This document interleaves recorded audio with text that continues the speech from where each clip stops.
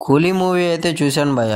మన ఫ్రెండ్స్ అయితే రికమెండ్ చేశారు, వెళ్ళి కూలీ మూవీ చూసి అది మూవీ ఎట్లా ఉందో చెప్పు అన్నారు. వెళ్ళి చూసాకైతే అనిపించింది. వన్ టైం వాచబుల్ కి అయితే ఈ మూవీ కరెక్ట్ అనిపిస్తుంది. మెయిన్ గా ఈ మూవీలో సెంటిమెంట్ తో టచ్ చేసింది అయితే నన్ను అయితే లోకేష్ కనకరాజు గారు రజనీకాంత్ పోస్టర్ రిలీజ్ చేసినప్పుడు 1421 అనే బ్యాచ్ నెంబర్ తో రిలీజ్ చేస్తారు. అండ్ అదే బ్యాచ్ నెంబర్ తో సినిమాలో ఉండదు, 5421 తో ఉంటుంది. ఎందుకంటే లోకేష్ కనకరాజ్ ఫాదర్ ఒక బస్ కండక్టర్, తన బ్యాచ్ నెంబర్ వచ్చేసి 5421, అందుకనే మూవీలో ఆ నెంబర్ తో తీశారు. ఈ విషయం తెలుసుకున్న రజనీకాంత్ గారు అయితే సర్ప్రైజ్ ఫీల్ అయ్యి ఆ నెంబర్ నే ఉంచుదాం, పోస్టర్ జ్ఞాపకంగా మిగులుతుంది మీ నాన్న బ్యాచ్ నెంబర్, ఓకే చేశారు.